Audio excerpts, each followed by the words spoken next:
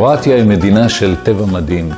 ים בצבע טורקיז עם 1185 איים, הרים שנשברים ישר אל הים, הפרשי הגובה האלה מייצרים נופים וטבע ונהרות ומפלים ושמורות טבע.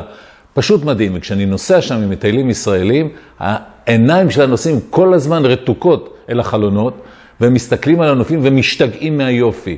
מפלים מכל מקום, נהרות שוצפים, הצבעים פשוט משגעים.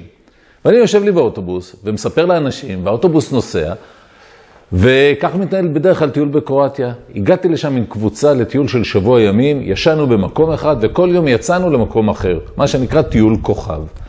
ושמתי לב ביום הראשון שכולם משתגעים מהיופי ומהנוף, שאחד הנוסעים ישן כל הדרך. מה זה ישן? גמור מהעייפות. טוב, למחרת עוד פעם נוסעים, ועוד פעם אותו אחד ישן כל הדרך. הנוסעים משתגעים, אומרים איזה כמויות של מים. אחד מהם בא ואומר לי, עשיתי חישוב, אומר לי, שאחד הנהרות שזורם אל הים זה כמות המים, מה שכאן עובר בשבוע זה כמות המים של ישראל בשנה. באחת התחנות, כשירדו אנשים מהאוטובוס, ניגשתי לאותו אחד שישן, הוא ירד עם אשתו ואמרת לו, תגיד לי, מה, אני כל כך משעמם? אז אשתו אמרה לי, לא חיים, אתה מדריך על הכיפק. רק הבעיה, משה כל הלילה הולך לשחק, מאמר בקזינו, ביום הוא חוזר, הוא עייף, הוא ישן באוטובוס. משה שבוע ימים ראה את קרואטיה בשנה.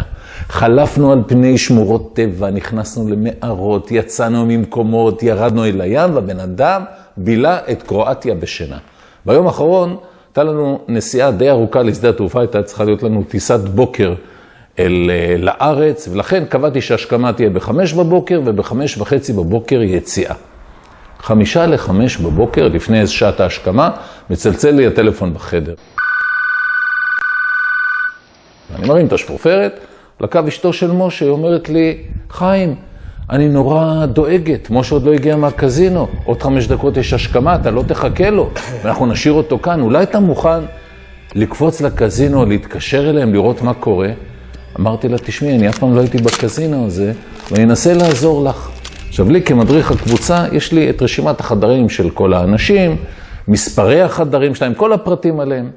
הוצאתי את רשימת האנשים שישנים בחדרים, הסתכלתי בשמות, ובתוך הקבוצה הייתה אישה אחת שבאה לבד. 2 דקות לפני השעה 5, משהו כזה, 3 דקות לפני השעה 5, צלצלתי אליה לחדר. היא הרימה את הטלפון. אמרת, תשמעי, קודם כל אני מתנצל על כך שהערתי אותך לפני הזמן. ושנית, 1000 סליחות אם אני טועה, ואני מתנצל מראש אם אני טועה, אבל תגידי לי, משה אצלך בחדר? הסתררה דממה. כמה שניות של שתיקה, פתאום שמעתי לחשושים ככה, ואז אני שומע את משה בטלפון. חיים, איך ידעת שאני פה? אמרת לו, מטומטם, אין קזינו בקרואטיה. הוא אומר לי, אוי, מה אני אעשה? אשתי עכשיו תתפוס אותי, בוא תגיד שמצא, הוא מתחיל כבר לתכנן איתי, להגיד לי מה, שאני באתי לקזינו ומצאתי אותו. אני צריך להיכנס, ההוא בוגד באשתו, מוכר לה סיפורים, רק אני צריך להיכנס באמצע. אמרתי לו, תשמע חמוד שלי, לא מוכן לשקר בשביל אף אחד. אתה רוצה? תהיה עוד 10 דקות בלובי, ממילא אני יורד, אני אפגוש אותך שם, אני אגיד שפגשתי אותך שם. מה שנקרא חצי אמת. ירדתי ללובי אחרי 10 דקות, הוא עומד שם כולו חיוור. לא, תגיד לי, אתה נורמלי? איך אתה עושה את זה? אשתך פה ואתה הולך ועושה את זה? הוא אומר לי, תשמע חיים, הוא מספר לי. זאת, שהוא בא איתה, שהוא ישן אצלה, אומר, 19 שנה היא המאהבת שלי. 19 שנה אני בא לאשתי, כל פעם אני אומר לה, ממי, את רוצה לנסוע לחול? היא אומרת לי, לא, סע לבד, ואז אני הולך ואני והיא נוסעים. הפעם קניתי כבר כרטיסים מראש, לי ולמאהבת, באתי לאשתי, אמרת לה, כרגיל, אמרת לה, ממי, את רוצה לנסוע לחול? אמרה לי, כן. מה אני אעשה? אומר לי, קניתי גם לה כרטיס.